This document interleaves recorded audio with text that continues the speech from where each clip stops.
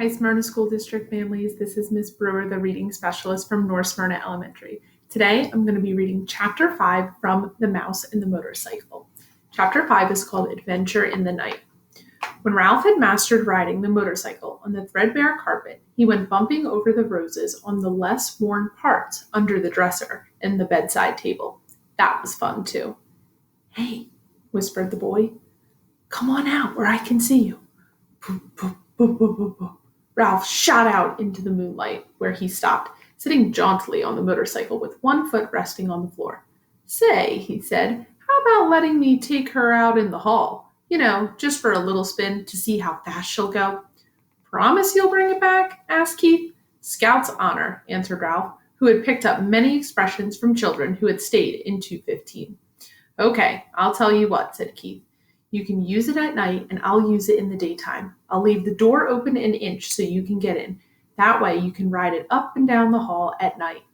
"Can I really?" This was more than Ralph had hoped for. "Where do you want me to park it when I come in?" he asked. "Someplace where the maid won't step on it," answered the boy. "That's easy. Under the bed. She practically never cleans under the bed." "Yes, I know," agreed Keith. "I looked. There are lots of dust mice back there." "Please," Ralph was pained. "Oh, sorry," said the boy. "That's what my mother calls bunches of dusty fluff under the bed." "My mother doesn't," said Ralph. "Now how about opening the door?" The boy put his hands on the doorknob. "You won't let anything happen to my motorcycle, will you?" he asked. I wouldn't let anything happen to a beauty like this," said Ralph. "See that you don't. And don't stay out too late." The boy opened the door and permitted Ralph to put out into the dim light of the hall. Ralph had a scary feeling he was on the threshold of adventure. There were no beds or chairs for him to dart under in case of danger. The floor creaked. Someone was snoring in room 214 across the hall. Outside, in the pines, an owl hooted, sending prickles up Ralph's spine. Ralph controlled the trembling of his paws while he hesitated outside the door to consider the possibilities of the hall, which was carpeted down the center, leaving two smooth highways of bare floor on either side along the baseboards. It did not take Ralph long to decide what to do.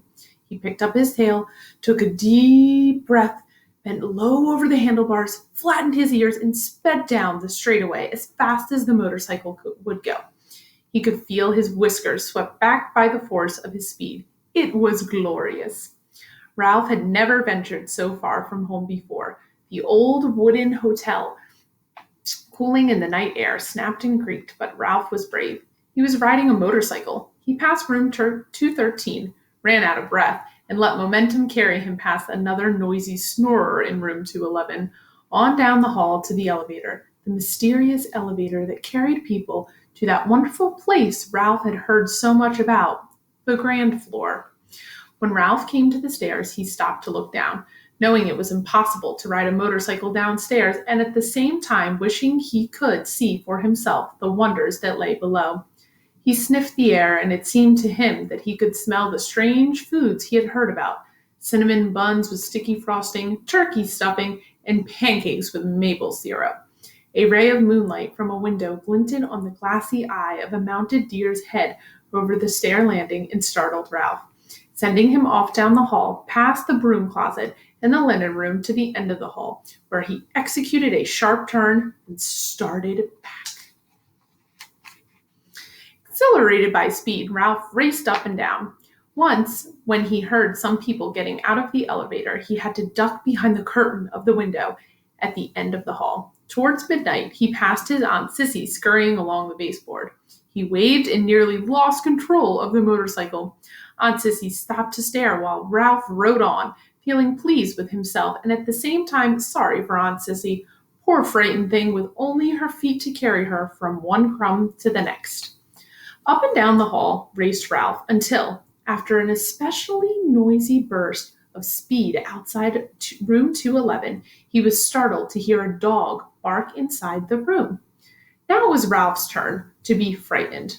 "Uh-oh," he thought. "I'd better be careful." If there was one thing Ralph disliked, it was people who traveled with dogs. Dogs always sniffed around where they had no business sniffing. Once a dog had even barked into the mouse hole in room 215. It was days before Ralph's mother got over that.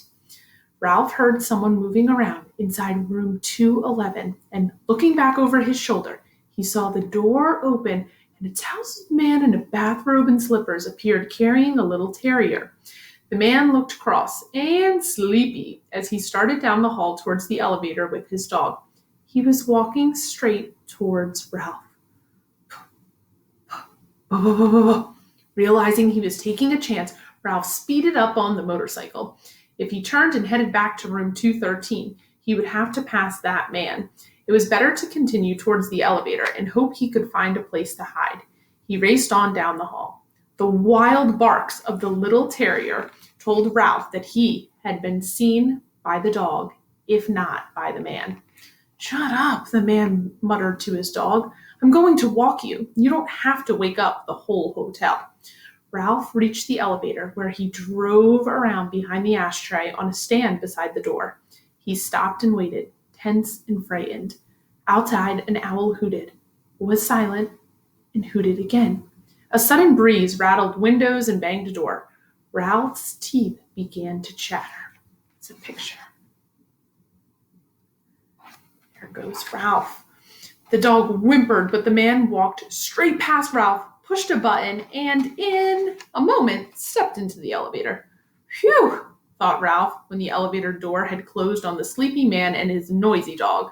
Maybe he had better lie low for a while. In a few minutes, the elevator returned to the second floor.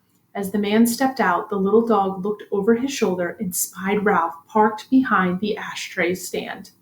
Because the dog was a captive and he was free, Ralph could not resist sticking out his tongue and waggling his paws in his ears, a gesture he had learned from children in room 215, and one he knew was sure to arouse anger.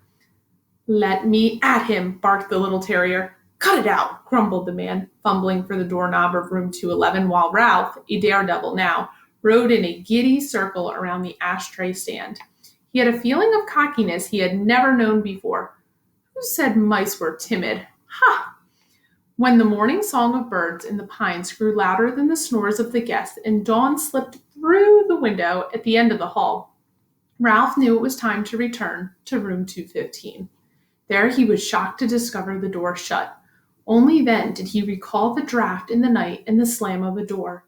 He got off the motorcycle and pounded on the door with his fist. But what sleeping boy could hear a mouse beating on a door? Ralph knew from experience that he could flatten himself out and crawl under the door of room 215. But there was no way he could get the motorcycle through the crack, not even by laying it on its side and pushing. The handlebars were too wide. Ralph dismounted from the motorcycle, sat down, and leaned back against the baseboard, prepared to guard the motorcycle until Keith awoke and discovered the door blown shut. He was tired after a night of such great excitement and full of dreams. Now that he had seen the hall, he could no longer be satisfied with room 215. It was not enough. He longed to see the rest of the world, the dining room and the kitchen and the storeroom and the garbage cans out back. He wanted to see the game room where he had been told grown-ups played games with cards and balls and paddles. He wanted to go outdoors and brave the owls to hunt for seeds. Ralph, a growing mouse who needed his rest, dozed off against the baseboard beside the motorcycle. After the experiences of the night, he would never be the same mouse again. The next thing Ralph knew, Matt, the bellboy, was standing over him. "Aren't you out pretty late?" Matt asked, causing Ralph to jump to his feet, even though he was not entirely awake. "You should have been in bed long ago, and I suppose you were out till all hours, speeding around on that motorcycle." Ralph had seen Matt many times, but this was the first time the old man had spoken to him. He was astonished to discover they spoke the same language. Even so, Ralph stood in front of the motorcycle. Anyone who tried to take it away from him would have to fight Ralph first. "Nice little machine you got there," remarked Matt. "Kind of wish I was young enough to ride one myself. Must be fun, speeding along, making all that noise." Ralph realized that Matt was a friend. "Say," he began, "how about helping a fellow out?" "Sure," agreed Matt. "What can I do for you?" "Open that door just a crack. Just enough so that I can ride through, I promised the boy. I would park his motorcycle under the bed. Good place, said Matt. The maid never cleans there if she can help it. Very quietly, he turned the knob and opened the door just enough for Ralph to ride through. Ralph bumped over the edge of the carpet, swung around the wastebasket and the bedside table, and was about to drive under the bed when... Eek! Screamed the boy's mother, who was standing in the doorway between 2:15 and 2:16 in her bathrobe with her hair up in rollers. A mouse! Ralph put on a burst of speed and shot under the bed. Where? Asked the boy's father, coming in from room 216. Under the bed. I'll look, Mom, said the boy, jumping out of bed. Keith's face appeared under the lifted edge of the bedspread, where Ralph sat trembling on the motorcycle. Here's the picture. The boy held out his hand and beckoned. Ralph understood. He dismounted and ran up the boy's arm instead of the sleeve of his pajamas until he came to the crook of his elbow. There he waited, shivering to see what would happen next. Down at the end of the sleeve, he could see the boy's fingers close around the motorcycle. Then he felt himself being lifted as the boy rose from his hands to his knees. It's just my motorcycle, Keith said. Yes, that's it, agreed his mother. The door opened and the mouse rode in. The boy's father began to laugh. You are still dreaming. But I'm positive, insisted the boy's mother. That you saw a mouse on a little red motorcycle, finished the boy's father, and laughed even harder.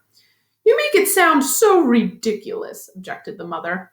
Well, the father snorted with laughter. Well, perhaps I was dreaming, admitted the mother reluctantly. But I know I saw a mouse. I'm positive, and I am going to report it to the management. I knew the minute we moved it into this spooky old place that it had mice. Now I've done it, thought Ralph, inside the pajama sleeve. Thank you so much for joining me for Chapter 5. I hope you tune in for the next chapter, which is Chapter 6, and it's called A Peanut Butter Sandwich. Hopefully you can join in for the next chapter. Thank you.